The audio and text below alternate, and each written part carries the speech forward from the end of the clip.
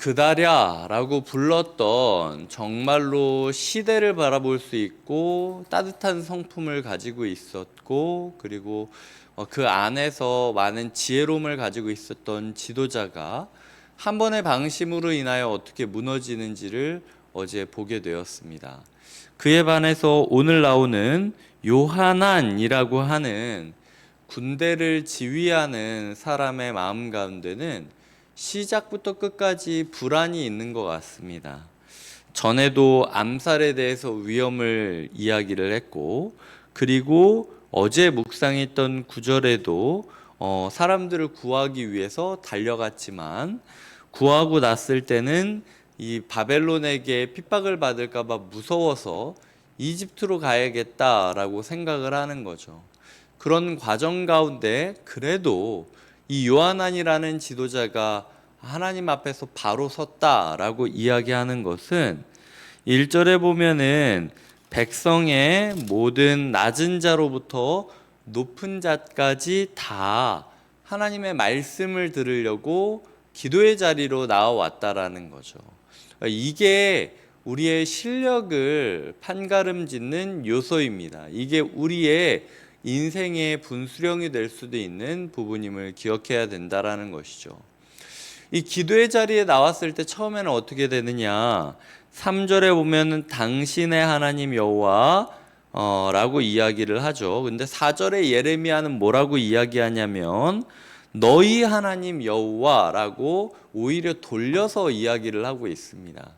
기도를 부탁하고 기도의 자리로 나올 때는 나는 아무것도 모르고 아무것도 할 수 없을 것 같고 기도의 기자도 모를 것 같고, 그래서 우리의 주변에 있는 수많은 당신들을 보면서 오히려 저분한테 저분 참 기도 잘하는데 기도 부탁하면 좋겠다 라는 마음가짐을 먹을 수도 있다라는 거죠. 근데 그 당신의 하나님 여호와라는 호칭이 너희의 하나님, 우리의 하나님 여호와라는 호칭으로 바뀌는 것이 하나님께서 원하시는 기도의 모습이라는 것을 우리가 기억을 해야 한다라는 것입니다.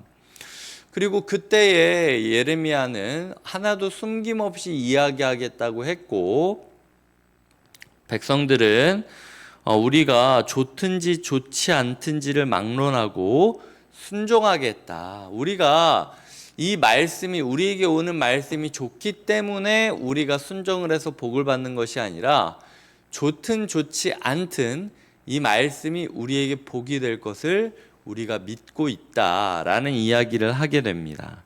10일 동안 예레미야가 기도를 하게 되고 10일 후에 말씀이 임하게 됩니다. 그래서 똑같이 이야기합니다. 제대로 눌러 살아라. 괜히 이집트로 갈 생각하지 마라. 바벨론의 왕 겁내지 마라. 불쌍히 여길 거다라고 이야기를 하면서 안심시키는 모습을 그리고 있는 것이죠. 여기까지를 이제 요약을 하면서 몇 가지 적용을 하도록 하겠습니다. 첫 번째로는 우리의 삶 가운데 기도의 자리로 나아가고 있는가? 높은 자이든 낮은 자이든 기도의 자리에 나아간다라는 것이 방심하지 않는다라는 겁니다. 꺼진 불도 다시 보는 것처럼 우리가 순간순간 기도의 자리로 나아가고 있는가라는 부분을 점검하는 것이 하나님 앞에서 우리의 사람들을 바르게 지킬 수 있는 비결이라는 것이죠. 두 번째로는 우리의 처지에 대해서 요하난이 이야기한 것처럼 정확하고 솔직하게 인식하고 있어야 된다는 겁니다. 2절에 보면은 당신이 보는 바와 같이 우리는 많은 사람 중에서 남은 적은 무리이니 라고 이야기를 하죠. 교회적으로 따졌을 때 우리도 많은 사람 중에서 남은 적은 무리이기도 하고요.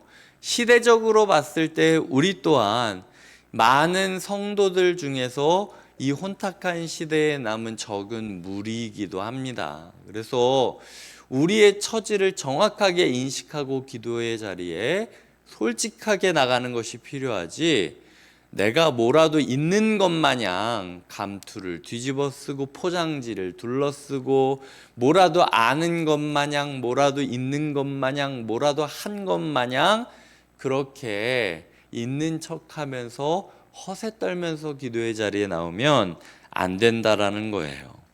세 번째 자리에서 기도란 무엇인가?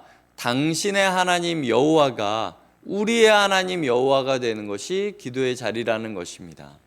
예수 그리스도를 인도하셨던 하나님이, 예레미야를 인도하셨던 하나님이, 내가 아는 기도를 잘하는 사람을 인도하셨던 하나님이 너희의 하나님 여호와, 우리의 하나님 여호와가 되는 것을 기대하고 기도하는 것, 이것이 우리의 기도 가운데 녹아들어 있어야 된다라는 것이죠.